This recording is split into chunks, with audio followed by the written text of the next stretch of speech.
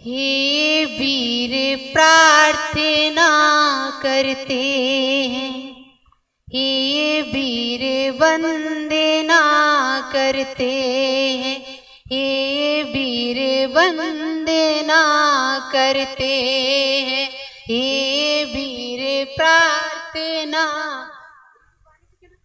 करते हैं। सद्ज्ञानी और आचरण श्रेष्ठ हो, यही प्रार्थना करते हैं, यही से वंदना करते हैं, हे वीर वंदना करते। जागृति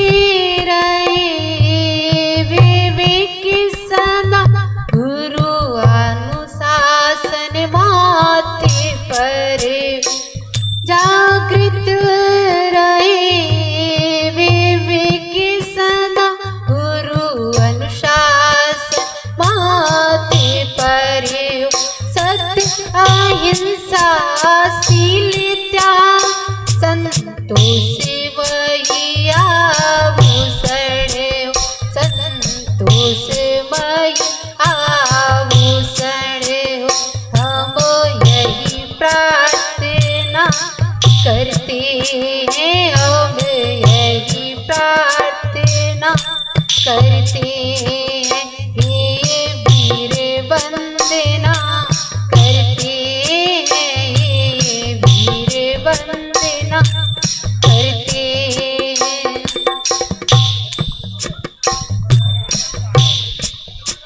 सत्य कार्यों से सत्य पुरुष बन, नेत देश हमारा, उन्नत नेत देश हमारा। हो प्रेम परस्पर आनंद में, संघर्ष बुरे कार्यों से, संघर्ष बुरे कार्यों से। हम यही प्रार्थना करते हैं, वीर वंदना करते हैं।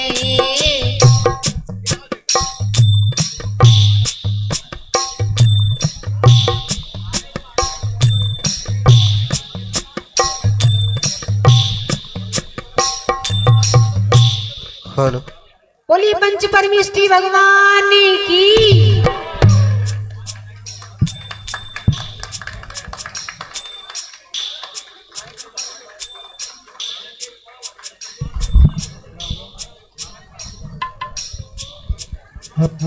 हेलो हेलो हेलो हेलो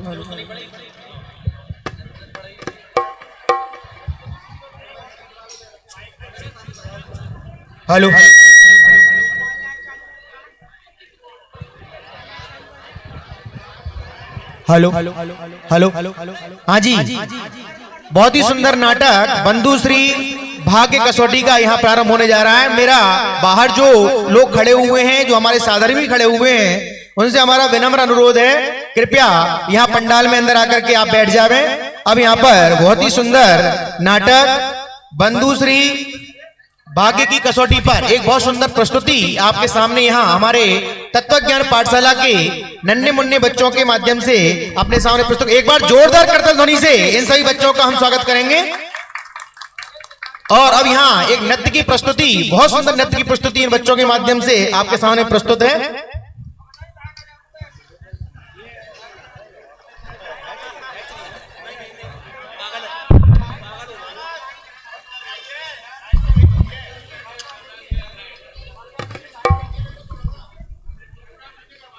एक कॉपी लाओ।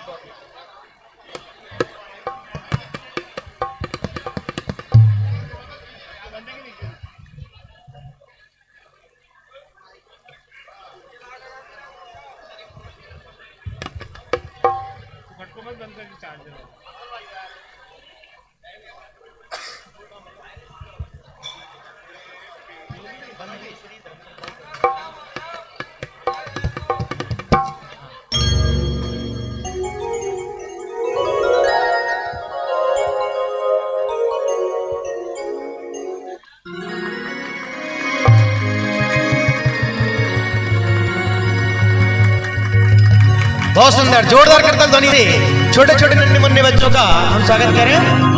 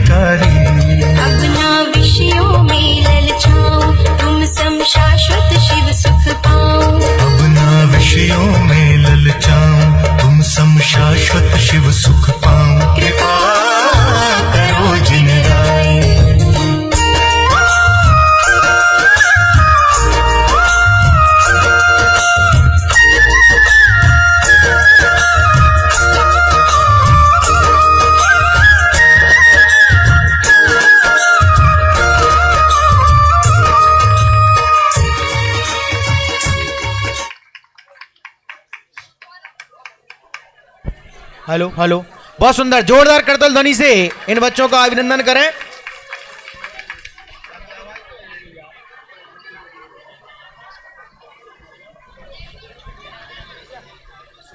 थोड़ा पास में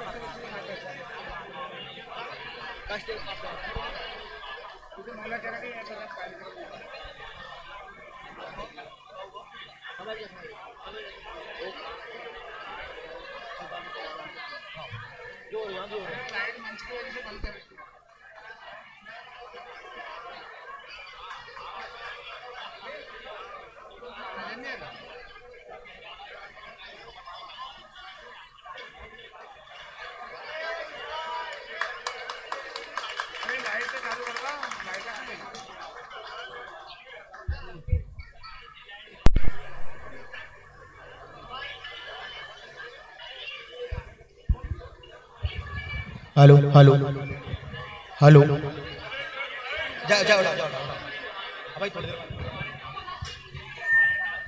हेलो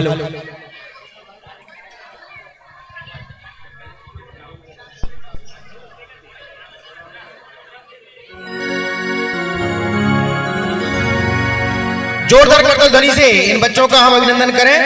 ये भी हमारे बच्चे नन्हे मुन्ने गीतरा विज्ञान पाठशाला के बच्चे हैं जिन्होंने अल्प समय में बहुत सुंदर तैयारी की है।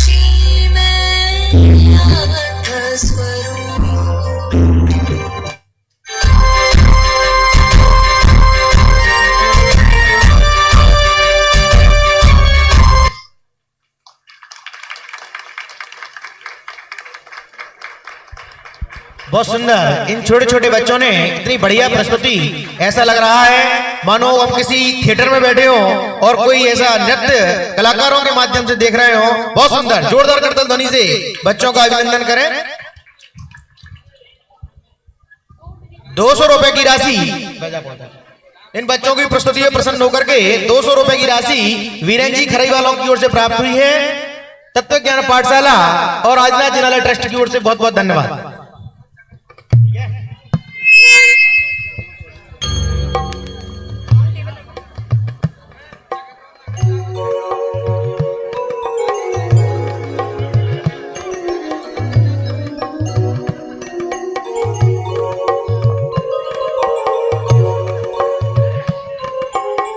बोली आदिनाथ भगवान की, महासती बंधु श्री की। हमारे ही कोलार पाठशाला के बालक एवं बालिकाओं के द्वारा ये बंधु श्री नाटक की सुंदर प्रस्तुति अपने को देखने मिलेगी। कृपया शांति बनाए रखें एवं ध्यान से देखें।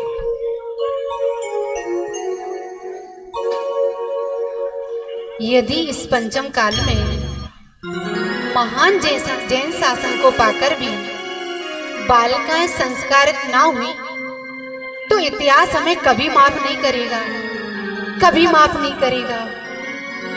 सूर्योदय होता है जिनकी उत्तम शील का स्मरण अंतर में निर्मलता प्रकटाता है।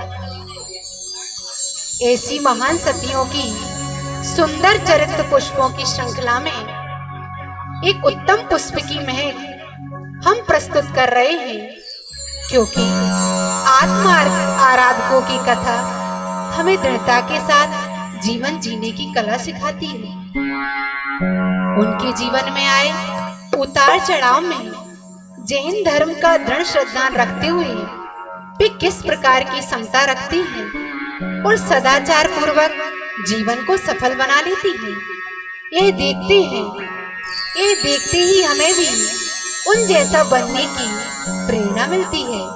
तो प्रस्तुत है आप सभी के समक्ष जिन धर्म का महात्म्य कसौटी धर्म श्रद्धा की। समाज की परिस्थिति आपसे छिपी नहीं है, सारी कुरीतियों से तो आप परिचित हैं ही। समाज ने तो दिखावे के नाम पर क्या क्या स्वीकार नहीं कर लिया, चाहे वो प्री वेडिंग हो, महिला संगीत, हरे भरे गार्डन में खड़े खड़े खाने में, शादी पार्टी में रात्रि भोजन करते हुए तथा करवाते हुए लोग थोड़े भी शर्मिंदा नहीं होते। अब आप ही बताइए कि कितनी घटनाएं घट चुकी हैं और एक और घटना हमारे सामने खड़ी हो गई है। रेतीली मरुस्थल में कल्प वृक्ष के समान जैन धर्म की महानता न पहचानने के कारण कुछ लोग अन्य धर्म के प्रति आकर्षित हो रहे हैं अथवा अपनी इच्छाओं की व्यक्तिगत पूर्ति के लिए अपने धर्म को छोड़ रहे हैं। आइए देखते हैं वर्तमान परिस्थिति की एक झलक। पंडित जी और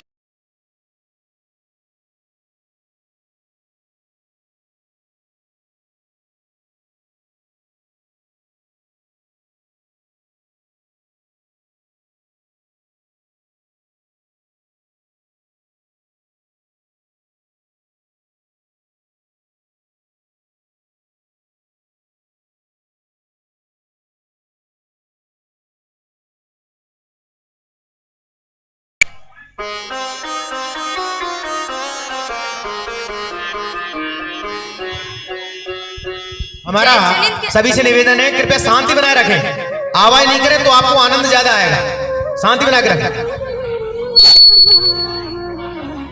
जय जनिंद ज्ञानचंद जी। जय जनिंद पंडित जी। जय जनिंद, आइए विराजिए। अचानक आपका घर पे आना हुआ, कोई चिंता का विषय तो नहीं है? नहीं नहीं ज्ञानचंद जी, ऐसी कोई बात नहीं है, बस सोचा घर जाकर आपके हालचाल पूछाऊं, परंतु आप कुछ चिंतित दिखाई दे रहे हैं। कोई समस्या आन पड़ी है क्या? नहीं नहीं पंडित जी, ऐसी कोई बात नहीं है, सब कुछ मंगल है। ज्ञानचंद जी, आपके चेहरे के हाव भाव तो किसी चिंता की ओर ही संकेत कर रहे हैं, बताइए ना क्या हुआ? अब मैं आपको क्या बताऊं पंडित जी, जहाँ समाज में संस्कारों का सिंचन करना चाह रहा था, वहीं मेरे घर का आंगन ही सूखा रह गया। मेरी प्राणों से प्रिय पुत्री आज इस जिद पर आ बैठी है कि मैं शादी करूंगी तो सिर्फ और सिर्फ शर्मा जी के बेटे से ही करूंगी। मेरी तो कुछ समझ नहीं आ रहा पंडित जी, अब आप ही कुछ सुझाव बताइए ना। घबराइए नहीं ज्ञानचंद जी, मैं हूँ ना आपके साथ। क्या मैं आपकी बेटी से मिल सकता हूँ? क्यों नहीं पंडित जी, अभी बुलाता हूँ। विभूति, विभूति बेटा जरा नीचे आना पुत्री, पंडित जी तुमसे मिलना चाहते हैं। अभी आई पिताजी। जय जिनेंद्र पंडित जी, जय जिनेंद्र। जय जिनेंद्र बेटा। बेटा कॉलेज की पढ़ाई कैसे चल रही है? पंडित जी, पिताजी तो आजकल मुझे कॉलेज ही नहीं जाने देते, तो पढ़ाई अच्छे बुरे का तो प्रश्न ही नहीं उठता। क्या बेटा, तुमने ऐसी क्या गलती कर दी जो पिताजी कॉलेज ही नहीं जाने देते हैं? इसमें गलती की क्या बात है पंडित जी, मैंने अपनी मर्जी से अपना जीवन साथी ही तो चुना है। बेटा आज तक तुम्हारे जीवन के सारे निर्णय तुम्हारे माता पिता ने ही तो लिए हैं, और आज तुम इतनी बड़ी हो गई कि जीवन का इतना बड़ा निर्णय लेने से पहले अपने माता पिता से पूछना भी जरूरी नहीं समझा। और ना तुम्हें उनके मान सम्मान का ख्याल आया। बेटा, शील ही है हम सबका प्राण, शील से है जीवन की शान। जीवन से धन संपत्ति गई तो कुछ गया, स्वास्थ्य गया तो मानो बहुत कुछ गया, लेकिन शील चरित्र गया तो मानो सब कुछ गया। विद्वानों ने कहा भी है, असंयमी जीवन बिना ब्रेक की गाड़ी है। और बेटा, तुम्हें पता है, माताएं अपने बच्चों को बचपन से ही शील रूपी आवरण में सुरक्षित रहना सिखाती हैं, ताकि विषय चोर रूपी लुटेरे उन्हें लूट ना सके। खैर छोड़ो, चलो बेटा, तुम्हें एक नाटक दिखा लाते हैं, बाहर घूमना भी हो जाएगा। पंडित जी, नहीं नहीं, मुझे नहीं देखना कोई नाटक वाटक। चलो ना बेटा, तुम्हारा मनोरंजन भी हो जाएगा और कुछ सीखने को भी मिल जाएगा, और साथ ही ज्ञानचंद जी जिन दर्शन भी कराएंगे। पंडित जी, वैसे तो मेरी बाहर जाने की कोई इच्छा नहीं है, पर आप कह रहे हैं तो मैं चलती हूँ।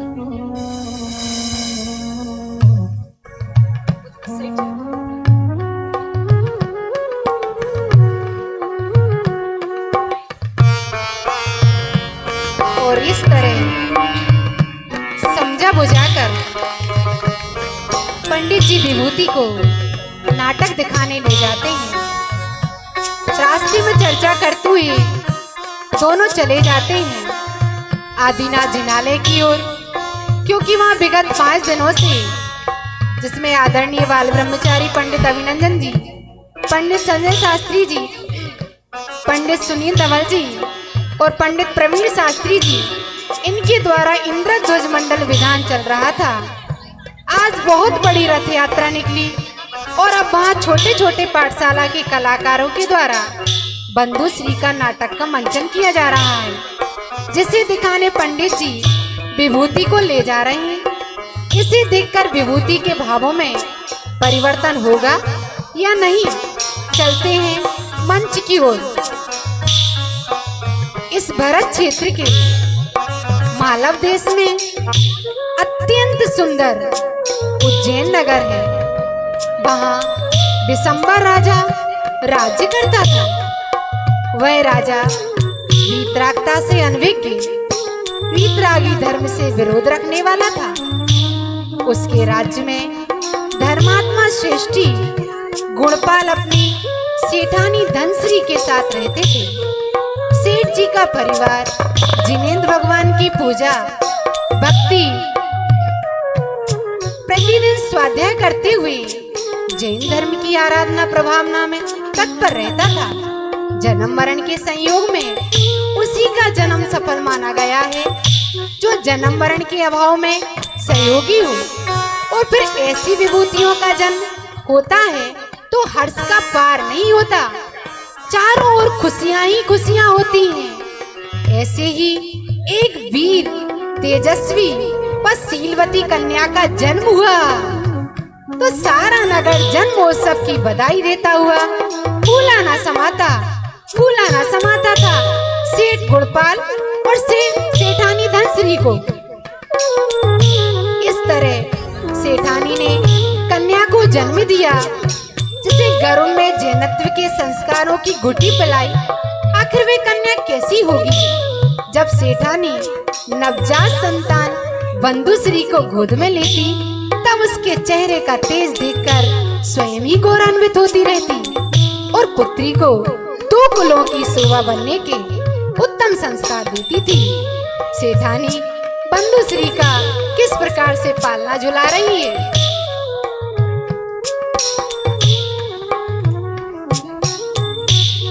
मंगली माई मंगली कर सुताते माँ को द्यावेना,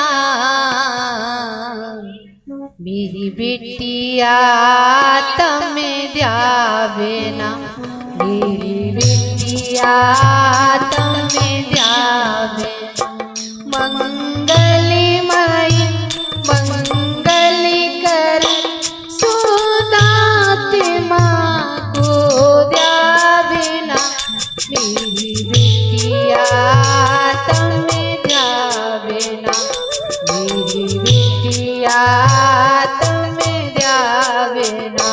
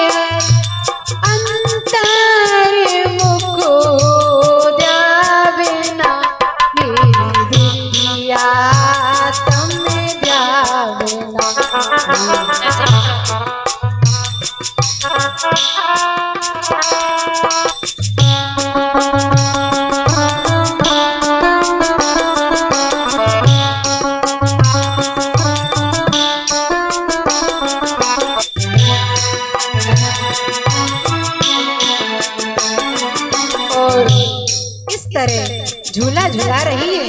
इतने में सेठ जी सेठानी को बधाई देने आते हैं।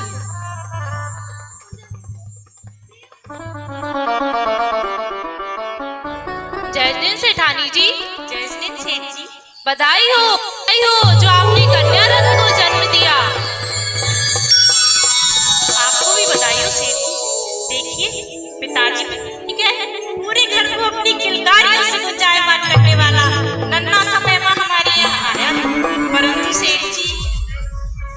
अरे सेठानी, मैं तुम्हारे इस परंतु का मतलब नहीं समझा। क्या तुम्हें कोई शारीरिक या मानसिक कष्ट है? बताओ सेठानी, अभी बैठी को बुला देता हूँ। नहीं सेठ जी, ऐसी कोई बात नहीं। वो तो एक विकल्प आ गया कि आपका वंश। अरे आज मेरी ये धर्मात्मा सेठानी कैसी अज्ञान भरी बातें कर रही है। क्या बात करती हो सेठानी? तुम्हें हमें वंश चलाने वाला नहीं, अपितु मोक्ष मार्ग पर चलने वाले जीव की चाह है। और हमारी यही पुत्री हमारी भावनाओं के अनुसार चलकर हमें गौरवान्वित करेगी। धन्य हो सेठ जी, धन्य हो। आपकी ऐसी मंगलकारी भावना जानकर मेरा हृदय पुलकित हो उठा है। अब मैं भी अपनी पुत्री में बचपन से ही धर्म के संस्कारों का बीजारोपण करूंगी। अच्छा सेठानी जी।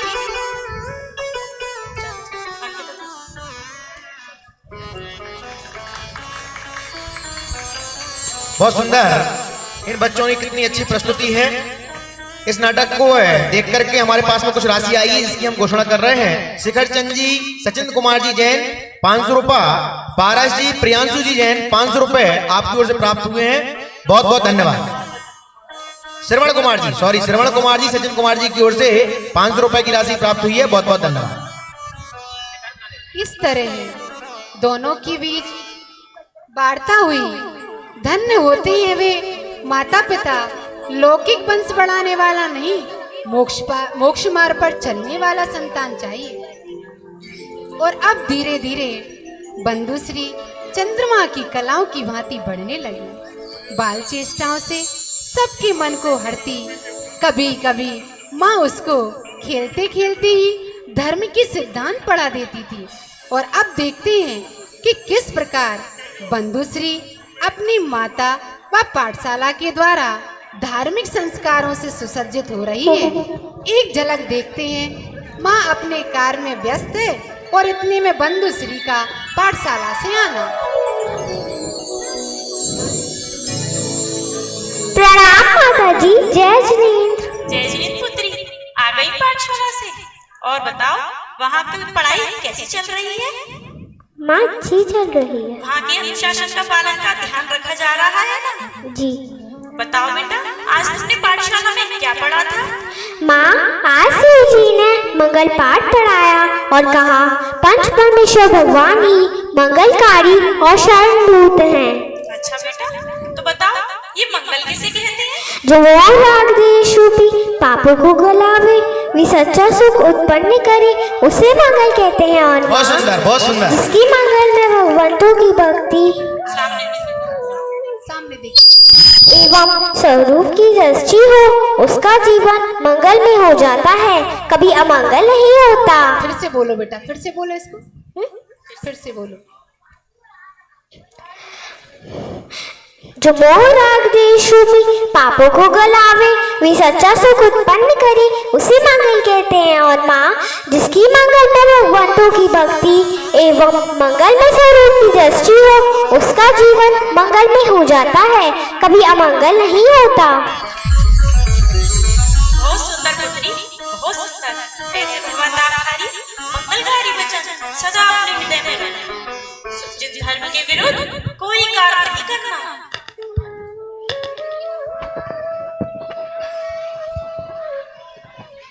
पंच परमेष्ठी एवं शुद्धात्मा की शरण में रहना। और बेटी, तुम जो बहन के बचना तो आज माँ बताती हूँ। आज मैंने 416 नंबर का कृष्णामृत पढ़ा था। भवभ्रमण चलता रहे, ऐसे भाव में यह भव व्यतीत होने देना योग नहीं है। भव के अभाव का प्रयत्न करने के लिए यह भव है। भवभ्रमण कितने रूपों से भरा है, इसका गंभीरता से विचार तो कर। नर के भयंकर रूपों में एक क्षण निकालना भी असह्य लगता है। वहाँ सार्वभौम काल की आयु कैसी बीती होगी, नर की दुख नहीं जाने ऐसे तो नहीं है। पैर में कांटे लगने कितना दुख तो तुझसे सहा नहीं जाता, तो फिर जिसके घर में अनंतानंद गुने दुख पड़ी है, ऐसे में तात को तू छोड़ने का उद्यम क्यों नहीं करता, गफलत में क्यों रहता है। ऐसे उत्तम योग पुण्य कब मिलेंगे तुम्हें त्याग छोड़ने के लिए जी जान से प्रयत्न कर, अर्थात साता से भिन्न आकुलतम में शुभाशुभ भावों से भिन्न ऐसे निराकुल ज्ञान स्वभाव को अनुभवने का प्रबल पुरुषार्थ कर, यही इस भाव में करने योग्य है। धन्य हो पुत्री, धन्य हो जिसकी तुम जैसी संस्कारी पुत्री हो। वो माँ भाग्यशाली क्यों नहीं होगी, अवश्य ही होगी।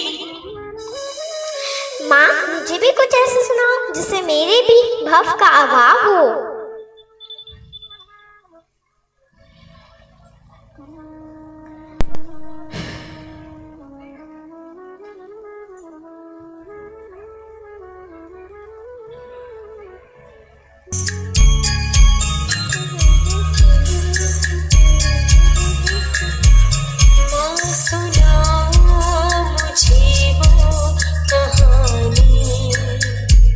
जिससे हो जावे भव दुख की हानि।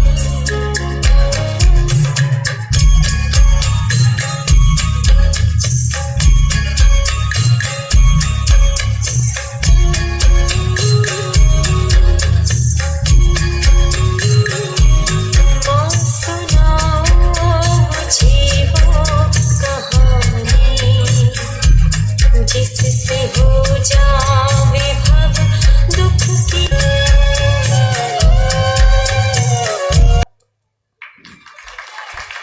बहुत सुंदर, कितना मतलब छोटी सी बच्ची ने कितना कंठस्थ करके इतना बढ़िया सुनाया। जोरदार करताल ध्वनि से इस बच्ची का अभिनंदन करें।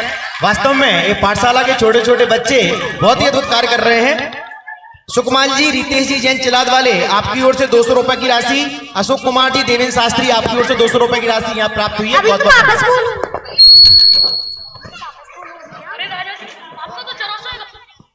जब बंधुश्री धीरे धीरे बढ़ती हुई अध्ययन के योग हुई, तो उसे माता पिता अध्ययन के लिए गढ़नी यारिका के संग में भेज देते हैं और वहाँ लौकिक एवं पारलौकिक विद्याओं में थोड़े समय में ही पारंगत हो जाती है। वहाँ उसे सम्यक्त के, शीलादि के धार्मिक संस्कार मिलते हैं। जब वापस आती है अध्ययन पूर्ण करके, तो माता पिता के हर्ष का पार नहीं। सम्यक्त से शोभायमान कन्या की प्रशंसा करते करते उसके पिताजी थकते नहीं थे। सारी सांसारिक सुविधाएं होने पर भी बंधुश्री संसार के रस से अछूती, निज रस में संतुष्ट जैन धर्म की दृढ़ श्रद्धानी थी। धार्मिक संस्कार में पली बड़ी बंधुश्री यौवन अवस्था में और भी दृढ़ हो गई। एक दिन बगीचे में खेल रही है। आपस में सखियों के साथ बंधुश्री का क्या वार्तालाप होता है, आइए देखते हैं। बंधुश्री, ये बताओ, माँ हमेशा संस्कार संस्कार कहती रहती है कि अच्छे संस्कार होना चाहिए। आखिर हमारे जीवन में संस्कारों की क्या महत्वता है? बहुत ही अच्छी बात पूछी तुमने सखी। हमें लगता ही नहीं हमारे जीवन में संस्कार क्या मायने रखते हैं।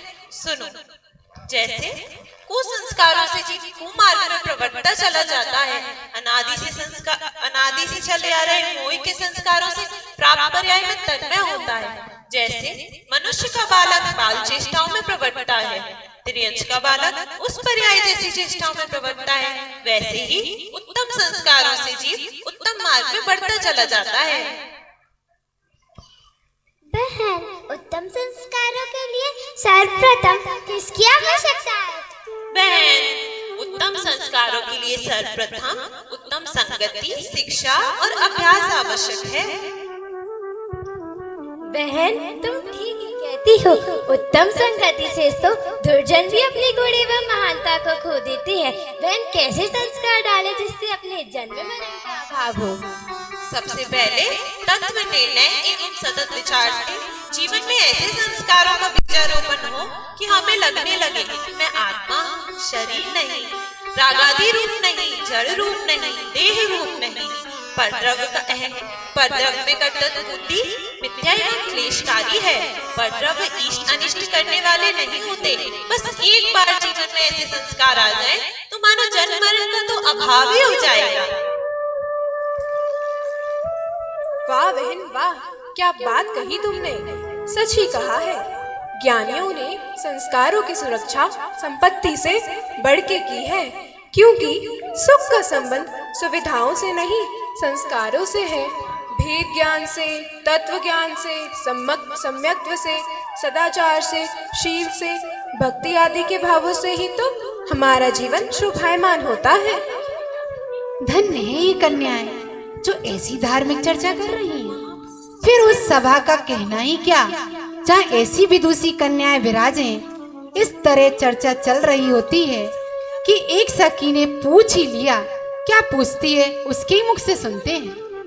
बहन, चर्चा तो बहुत सुंदर हुई, ऐसा ही जीवन हम भी जिए। मगर मेरे भीतर एक प्रश्न उठ रहा है, यदि तुम्हें बुरा ना लगे तो पूछूं? हाँ पूछो सखी, क्या प्रश्न है? बंधुश्री, तुमने अपने जीवन साथी के बारे में कुछ विचार किया है या नहीं? कैसी बातें कर रही हो? इस दूसरी सखी ने तो चर्चा का विषय ही बदल दिया है, परंतु बंधुश्री इसका भी सटीक जवाब देगी, जो हम सबके हित में ही होगा। ऐसी आशा ही नहीं, पूर्ण विश्वास है। बंधुश्री क्या कहती है? कैसी बातें कर रही हो बहन? जीवन साथी? अरे जीवन साथी का चुनाव तो हमारे माता पिता करते हैं, और जो उनसे उनका ये अधिकार भी छीन ले वह अधम से भी अधम है। बंधुश्री की बात सुनकर उनमें से छठवीं सखी, जो थोड़ी सी चंचल है, वो क्या कहती है? परंतु बंधुश्री, हमें भी तो अपना जीवन साथी चुनने का अधिकार है। हम पर कोई अपना निर्णय थोपे, ये तो ठीक नहीं है। क्या कह रही है सखी कि हमें भी तो अपना जीवन साथी चुनने का अधिकार है, कोई हम पर अपना निर्णय थोपे तो ये ठीक नहीं है? तब बंधुश्री क्या कहती है? ये क्या कह रही हो बहन? गुरुजन एवं माता पिता का निर्णय तो सुख को लाता है, और तुम उसे थोपना कह रही हो? अरे हमें तो हो सकता है केवल जोश हो, लेकिन माता पिता के तो अनुभव भी होता है। तभी तो विवाह संबंध से पूर्व बड़ी ही सूझबूझ से सभी रिश्तेदारों एवं अन्य परिस्थिति देखकर ही वे वर का चयन करते हैं। अरे जब से हमारा जन्म होता है तब से हमारे माता पिता हमारे विवाह के स्वप्न देख देख कर आनंदित होते रहते हैं, और हम उनसे उनका ये अधिकार भी छीन लें?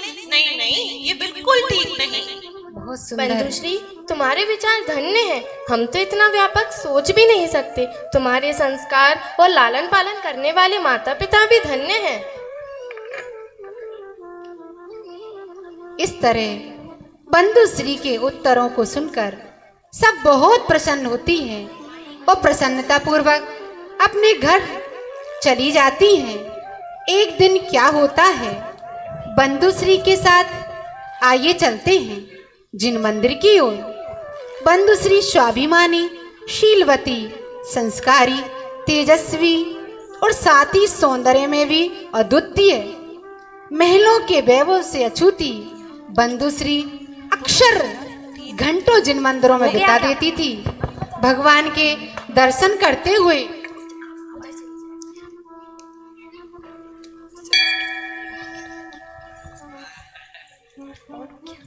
दर्शनं देवी देवस्य दर्शनं पापिनाशनं दर्शनं स्वर्गे सोपानं दर्शनं मोक्षशान्तिं नहीं त्राता नहीं त्राता नहीं त्राता जगत्त्रये वीतरागात् परो देवो न भूतो न भविष्यति वीतरागात् परो देवो न भूतो न भविष्यति। हे प्रभु, आपके दर्शन एवं दिव्योपदेश से ही देहादि से भिन्न अपना अस्तित्व, स्वरूप, प्रभुता, साध्य साधना आदि सब सहज ही दिखाई देने लगते हैं। शुद्ध आत्मा की प्राप्ति ही जीवन का एकमात्र लक्ष्य बन जाता है। अहो, कैसी अद्भुत अलौकिक दशा है जो भव्यों को सहज ही दिशा निर्देश दे रही है। साध्य भी अंतर में, साधना भी अंतर में, आराध्य भी अंतर में और आराधना भी अंतर में। इस तरह भगवान के दर्शन किए बड़ी भक्ति भाव से और पुनः दर्शन की भावना भाते हुए रास्ते में लौटते हुए सखी से क्या कहती है? सच सखी, जिनेंद्र भगवान के दर्शन करते ही मन प्रफुल्लित हो उठता है। सच ही कहा है ज्ञानियों ने, इस संसार में मरुस्थल में जिन मंदिर कल्प वृक्ष के समान है, देव गुरु धर्म ही तो सर्वोत्कृष्ट पदार्थ है। बंधु श्री की बातें सुनकर एक सखी कहती है, बहनों जल्दी जल्दी कदम बढ़ाओ, माता पिता इंतजार कर रहे होंगे। और अब क्या होता है? सौम्य मुद्रा सील रूपी श्रृंगार से शोभायमान सखियों सहित बंधु श्री का लौटना और उसी रास्ते से राजा विशंबर का निकलना और राजा की निगाहें बंधु श्री पर पड़ती है। तब राजा विशंबर क्या सोचने लगता है?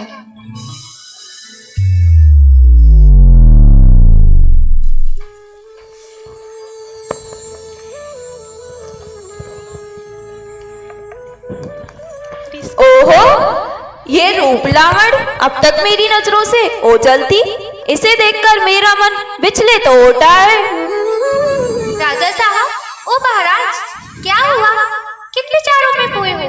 क्या बात है महाराज, शीघ्र बताइए। मंत्रीवर, स्वर्ग की अप्सराओं को भी लज्जित करने वाली यह सुंदरी कौन है और कहाँ रहती है? महाराज, मैं शीघ्र इसकी जानकारी आपको देता हूँ।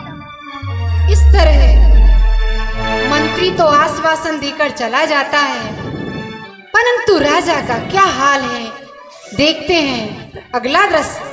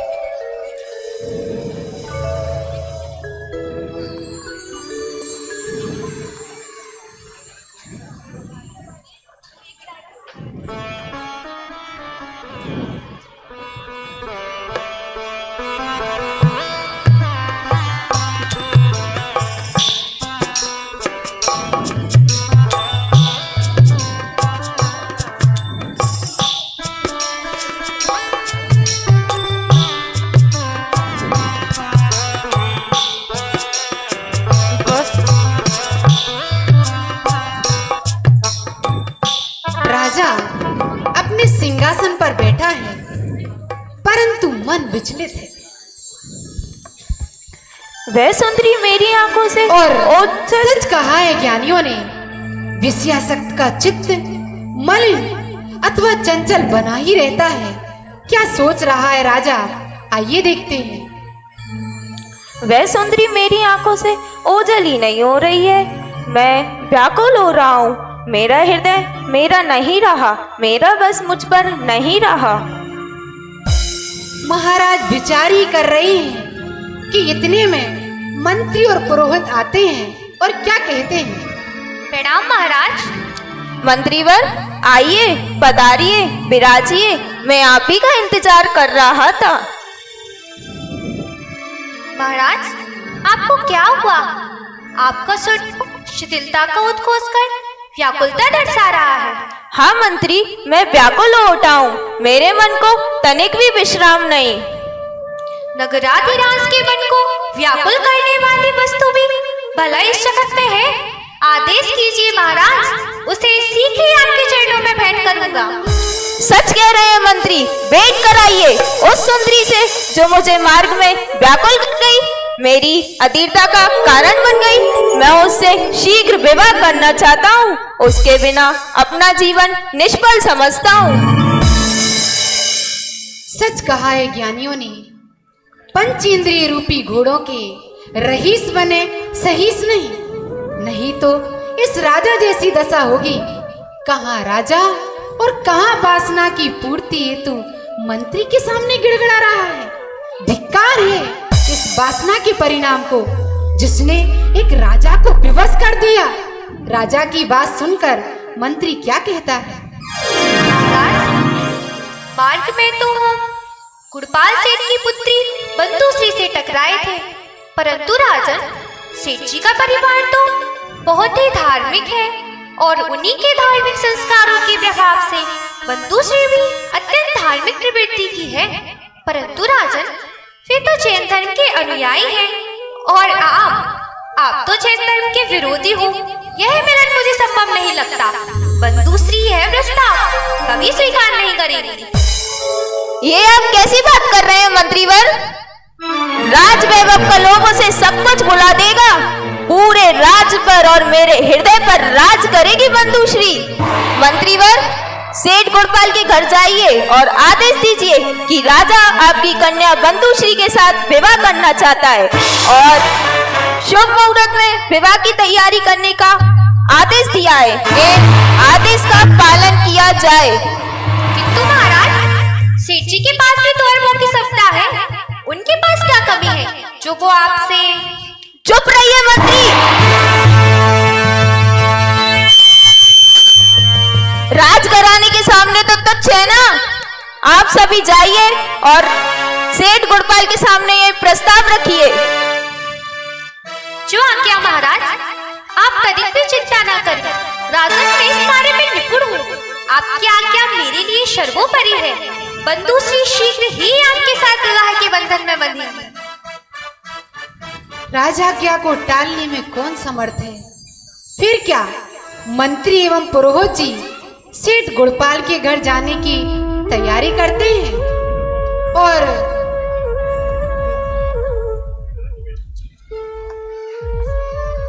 दोनों रास्ते में क्या चर्चा कर रहे हैं मंत्री जी और पुरोहित जी? आइए सुनते हैं।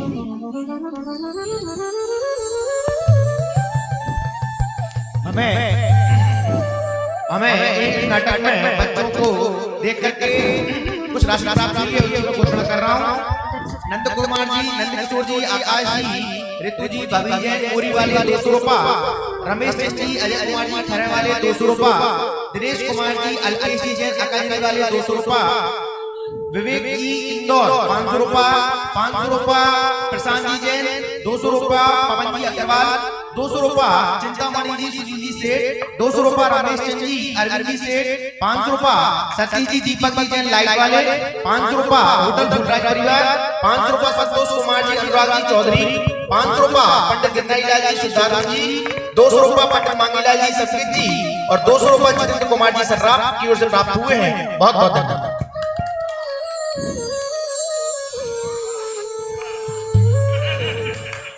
मंत्री जी, आपके राज्य के पुरोहित होने के नाते हम आपसे कछु कहना चाहते हैं। आपकी इजाजत हो तो? अरे क्यों नहीं, कहिए पुरोहित जी, आपको इजाजत लेने की जरूरत नहीं है। कहिए क्या कहना है। मंत्री जी, मुझे तो जुरिस तो कछु समझ नहीं आ रहा हो। कछु सुनी सोई है, सेठ की कन्या तो धर्मात्मा है, बीतरागी देव धर्म गुरु के अलावा कोऊ को नहीं मानत और भी अपने राजा साहब वे तो साचो धर्म का होत कछु जानते ही नहीं है, तो कैसे होएगा जो विवाह, जो समझ नहीं आ रही। अरे ये चिंता तो हमें भी है पुरोहित जी कि कैसे संभव है, सामने आ जा, सामने। मगर राजा साहब की हट और उनकी यह दशा देखी भी तो नहीं जाती। पुरोहित जी आप तो अपना काम करना, आपका काम है मूत निकलवाना, सो आप निकाल देना। हम नहीं निकाल रहे। पुरोहित जी राजा का गुस्सा देखा है क्या? हम न निकाल रहे मुहूर्त मुहूर्त, हमसे न हो ऐसा, हम न कर सकते कन्या को जीवन बर्बाद।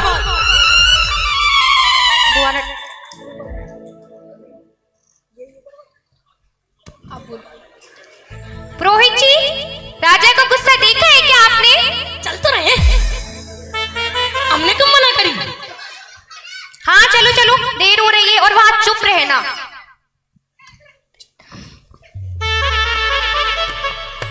इधर भी दोनों सेठ जी के पास आ रहे हैं और विचार मांगने, आखिर क्या सोच रहे हैं। आज अचानक ही उनके मन में बारंबार बंधु श्री के बड़े होने का ख्याल क्यों आ रहा है।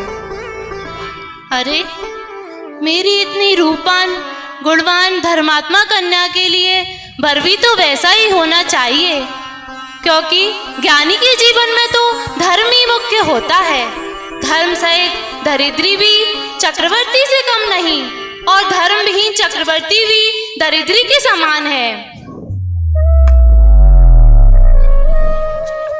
इतने में दोनों पधारते हैं।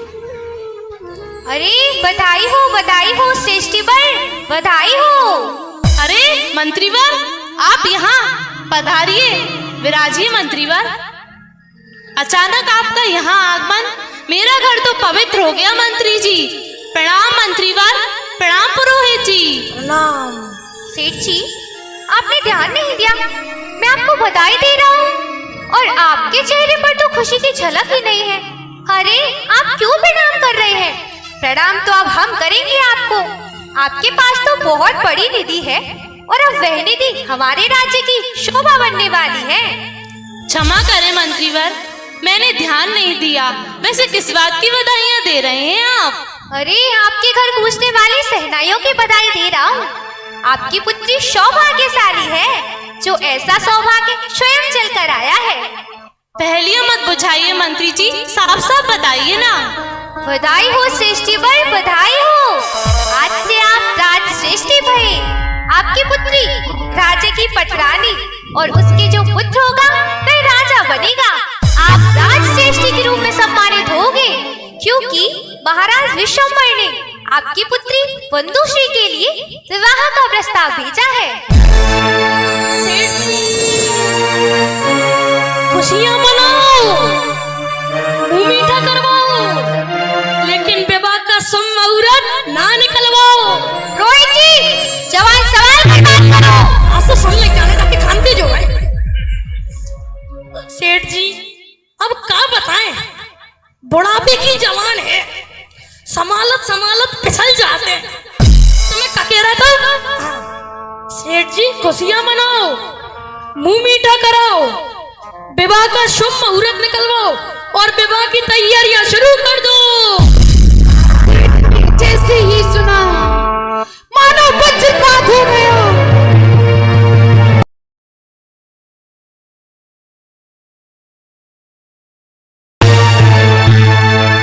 तब सेठ चुप रह जाते हैं। तो मंत्री को क्या लगता है, आइए देखते हैं। अरे सेठ तो चुप रह गया, कोई जवाब ही नहीं दे रहा। अब क्या करूं? इसे राजा की महिमा से परिचित कराता हूँ। सेठ जी, ओ सेठ जी, कहाँ खो गए? मैं तुम्हें राजा का वैभव बताता हूँ।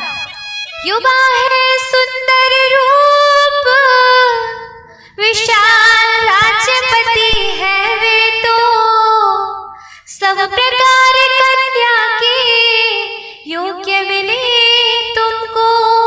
सेठ जी राजा जैसा वर आपको ढूंढने से भी नहीं मिलता। अरे आपको तो अपना भाग्य सराहना चाहिए, क्योंकि कहाँ है युवा सुंदर रूप विशाल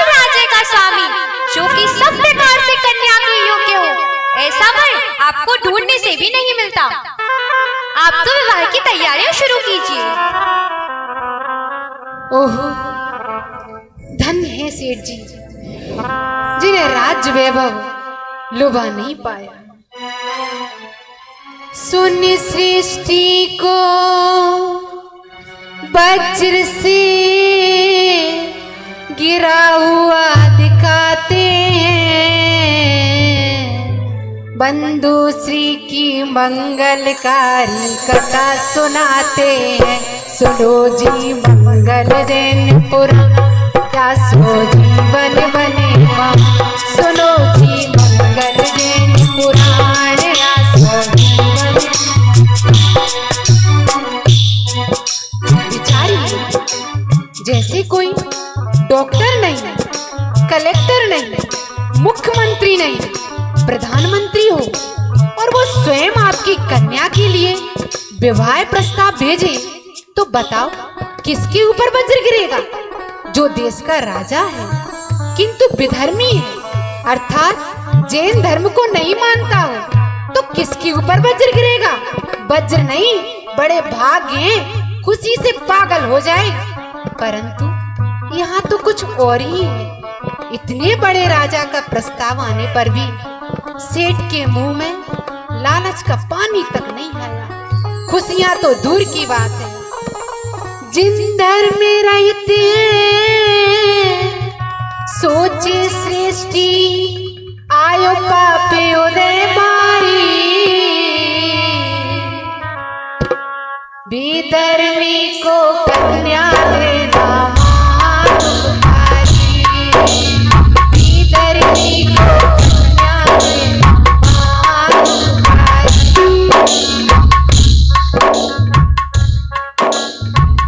और सेठ जी मंत्री से क्या कहते हैं? अरे मंत्रीवर, राजा तो जैन धर्म का महाविरोधी है और मेरी पुत्री तो जैन धर्म की दृढ़ आस्थावान है। मैं उस धर्म विहीन के साथ अपना जीवन कैसे निर्वाह कर सकेगी? सेठ जी, मेरी बात मानो तो लक्ष्मी जी स्वयं घर का दरवाजा खटखटाए तो मुंह नहीं फेरना चाहिए। आप तो विवाह की तैयारियां शुरू कीजिए। अरे मंत्रीवर, धर्म के बिना तो मनुष्य जीवन निष्फल है। इस लोक में व परलोक में धर्म ही तो जीव के साथ रहता है, धन का ऐश्वर्य नहीं। धर्म ही जीव का सच्चा साथी है, इसलिए यह विवाह नहीं हो सकता मंत्रीवर, नहीं हो सकता। आप इसे स्वीकार कीजिए सेठ जी, वरना फिर आपको राजघराने की ताकत रखना पड़ेगा।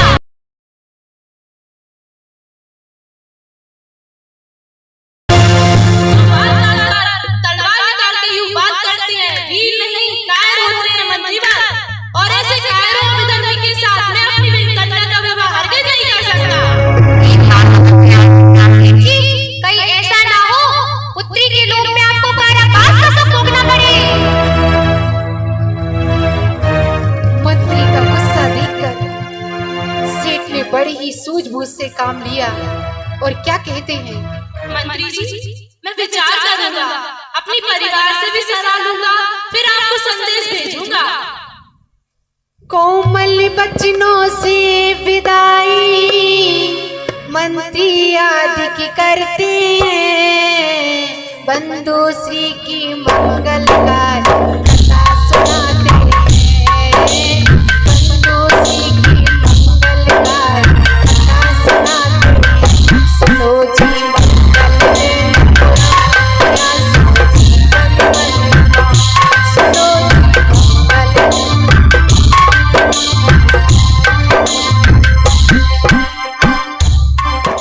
इस तरह मंत्री तो चले जाते हैं, मगर सेठ के मन में हलचल मच जाती है। परंतु सज्जन पुरुष भावुकता में निर्णय नहीं लेते। तो आइए देखते हैं सेठ के मन में क्या चल रहा है। क्या विधर्मी को कन्या देंगे? क्या विधर्मी को कन्या देंगे? देने का निर्णय करेंगे या कोई दूसरा मार्ग निकालते हैं? आइए देखते हैं क्या।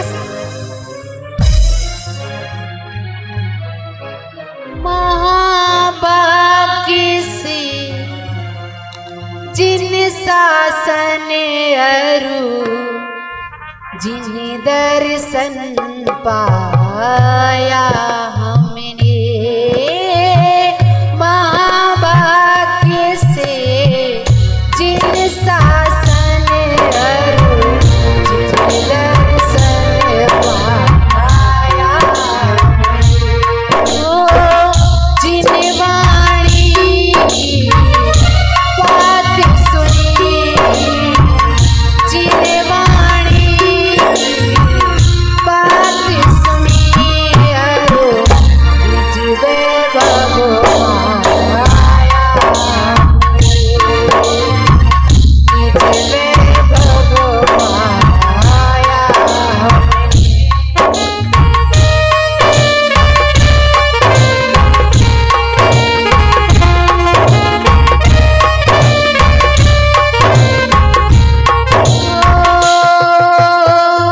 कैसे प्यार करूं पुत्री का अरे बेधर्मी राजा संग कैसे प्यार करूं पुत्री का अरे बेधर्मी राजा संग कैसे उसके पग को बिगाड़ूं कैसे उसके पग को बिगाड़ूं तू मृत्यु अच्छी उससे तू मृत्यु अच्छी उससे ये मैं कैसे धर्म संकट में फंस गया अपनी धर्मात्मा कन्या उस विधर्मी को कैसे दे दूं यदि नहीं दूंगा तो राजा उससे जबरदस्ती विवाह कर लेगा नहीं नहीं कैसे रक्षा करूं अपनी पुत्री की कैसे बचाऊं उसको अब मैं अरे कहीं मैंने राजा के दंड के भय से उसका विवाह कर दिया नहीं नहीं ऐसा नहीं होगा नहीं होगा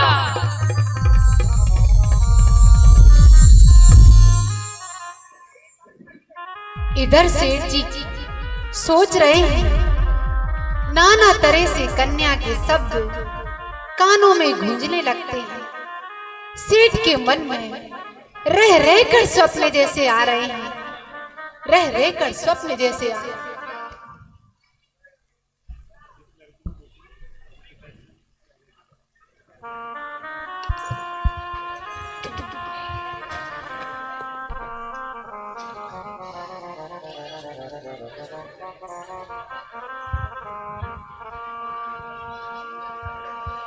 राजा को बंधुश्री का बचपन के वो शब्द गूंज रहे हैं बंधुश्री के वो शब्द किस प्रकार से कानों को गुंजायमान कर रहे हैं आइए देखते हैं।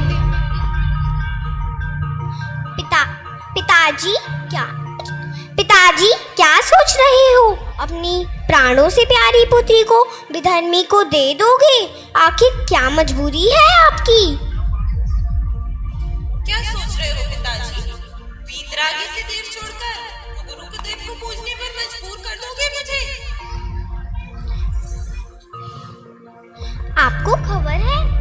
आपको खबर है जनकुल जिंदम जनतव के संस्कार मिलना कितना दुर्लभ है इसके आगे विश्व का सारा वैभव फीका है बहुत सुंदर जोरदार कर दो ध्वनि से इन बच्चों का स्वागत करें आपने मेरा भविष्य देखा है अनंत काल के लिए जितना विलीन कर दोगे मुझे मेरे भब्बा बिगड़ जाएंगे इस एक भव की विधर्मी की पटरानी बनने से कहाँ मैं जिस मंदिर जाने वाली वो गुरुदेव के मंदिरों में घूमूंगी तो क्या करना लिया पूना जी उस विधर्मी के संग मेरा विवाह मत करना पिताजी मत करना नहीं नहीं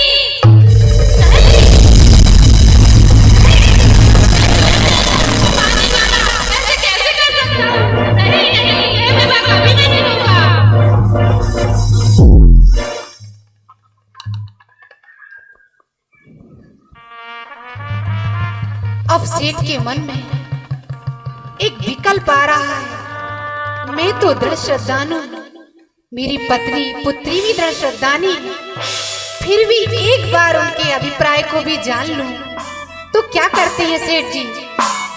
अरे मुझे मेरी पत्नी पर भी पूरा पूरा विश्वास है यद्यपि, परंतु उसके भी अभिप्राय जान लूं, नहीं तो बाद में कहे कि मेरी सलाह लेना भी उचित समझ लेते। यदि उनका शतरान डगमगाएगा तो मैं उन्हें धर्म की शिक्षा दूंगा। तो बुलाता हूँ बंधुश्री की माँ धनश्री। ओ धनश्री!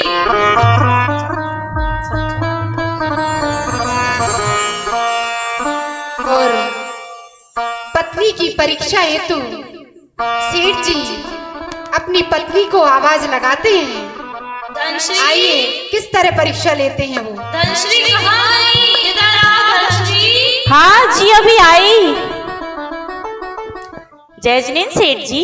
जय जिनेंद्र सेठानी, बैठो सेठानी। क्या बात है, बड़ी प्रसन्न दिखाई दे रहे हो। अरे सेठानी जी, आज तो मैं धन्य हो गया ऐसी पुत्री को पाकर। तुम सुनोगी तो प्रसन्नता से नाची उठोगी सेठानी। क्या बात है? अरे सेठानी, तुम्हें पता है आज अपने घर कौन आया था? मंत्री जी स्वयं और पुरोहित जी भी आए थे। अच्छा, आए ही क्या थे, अब तो वे अपने घर की बुहारी करेंगे, बुहारी। अपना ऐसा पुण्य का उदय आया है, मैं राजश्रेष्ठी बनूंगा, राजश्रेष्ठी। अरे सेठ जी, ये पहेलियां क्या बुझा रहे? मुझे कुछ समझ नहीं आ रहा। कैसा पुण्य का उदय? आप राजश्रेष्ठी बनेंगे, मंत्री झाड़ू लगाएगा। बताता हूँ सेठानी जी। महाराज विशंबर का संदेश आया है, वे अपनी पुत्री से विवाह करना चाहते हैं। विवाह ही नहीं, पटरानी बनाना चाहते हैं। उसके जो पुत्र होगा वह राजा बनेगा। सोचो सेठानी, अपनी पुत्री पटरानी बनेगी और उसका पुत्र राजा। हमारे लिए कितनी गौरव की बात है। राज सम्मान में अपना कितना सम्मान होगा। मैं राजश्रेष्ठी और तुम राज सेठानी। मेरा जब अपन नगर की गलियों से गुजरेंगे तो प्रजाजन खड़ी होकर अपना अभिवादन करेगी। सोचो सेठानी, ये सोच सोच कर मेरा हृदय तो फूला ही नहीं समारा। क्यों ना बंधुश्री के विवाह की तैयारियां शुरू कर दी जाएं। सेठानी ने सुना तो मानो पहाड़ टूट गया।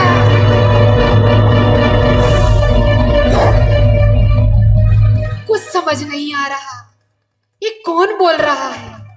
धर्मात्मा सेठ जी या लोभ लालच के दलदल में फंसा हुआ दम्भ? आइए देखते हैं सेठानी क्या कहती है। धिक्कार है तुम्हारे साथ है, धिक्कार है तुम्हारे इस परिणाम को। हे भगवान, ये कैसा सब समाचार सुना रहे हो, वह भी इतनी प्रसन्नता से।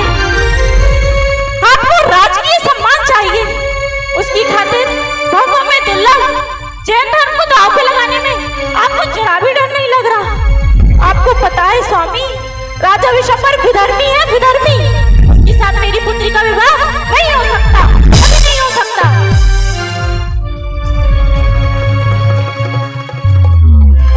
युवा राजा है, सुंदर है रूप जिसका, न्याय नीति में भी दिखती है उसके जीवन में। विशाल राज्य का स्वामी नहीं, एक धर्मी तो नहीं हो, सब कुछ तो है उसके पास। अरे स्वामी, धर्म की शिक्षा देने वाले आप स्वयं। मैं आपको कैसे समझाऊं कि सांसारिक सुख के लिए धर्म को नहीं बेचा जा सकता। धर्म ही जीव का साथी है, धर्म ही जीव का संसार से उद्धार करने वाला। इसके बिना जीना व्यर्थ है। जो व्यक्ति सांसारिक सुख के लालच में आकर अपनी कन्या को विधर्मी शक्ति आ जाता है, वे निंदनीय है। स्वामी, अपनी बंधुश्री ने तो वितरागी देव की पूजा उपासना की है। वे जिस धर्म को न मानने वाले राजा के यहाँ किस प्रकार अपने धर्म की रक्षा कर सकेगी? तुम्हें धर्म दिख रहा है, विशाल राज नहीं। क्या किसी दरिद्री को दे दूं मैं अपनी कन्या? धर्म से दरिद्री चक्रवर्ती से कम नहीं। जिसके पास धर्म है उसे क्या चाहिए? स्वामी, आप धर्म से ज्यादा राज और वैभव को महत्व देते हैं। राज और वैभव होना कोई बड़प्पन नहीं, किंतु सत्य दिगंबर धर्म को धारण करने से ये जीव बड़ा माना जाता है। स्वामी, उस राजा विशंबर से जाकर कहते हमें अपनी कन्या विधर्मी को देना गरीब को देना सिखा रहे हैं, किंतु विधर्मी को नहीं।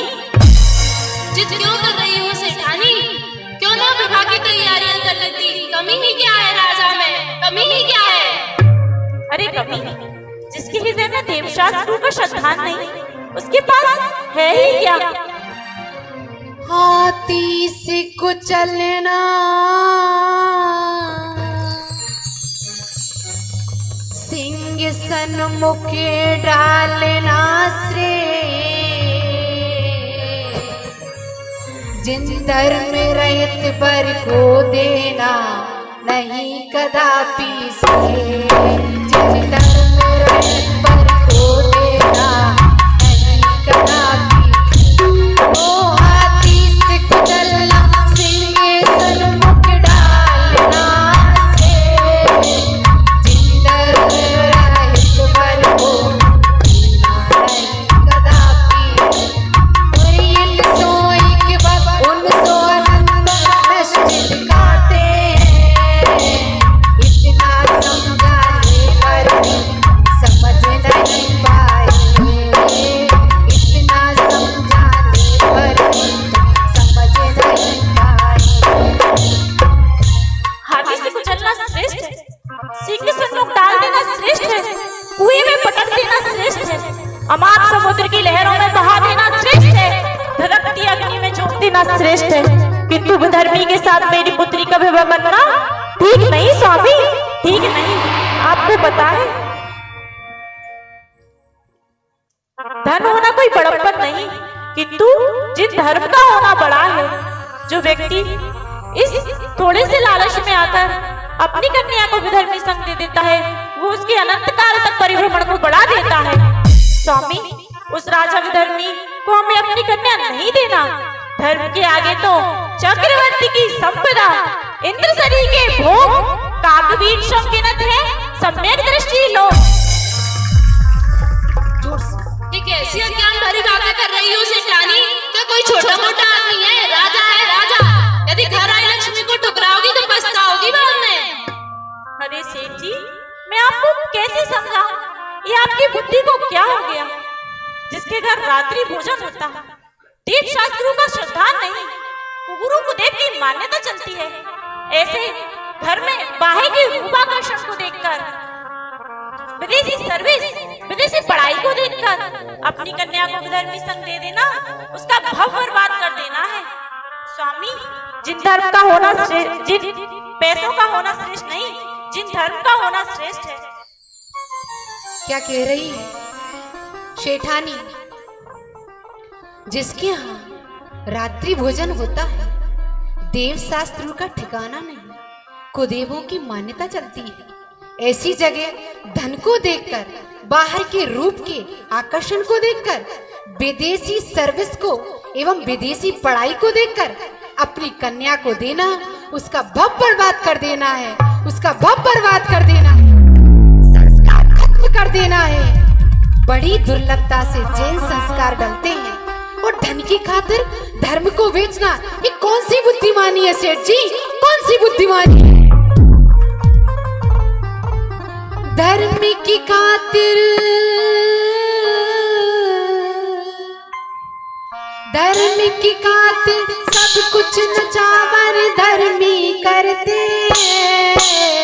अरे सेठ जी, तुम क्यों अन्याय करते हो? अरे सेठ जी, तुम क्यों अन्याय करते हो?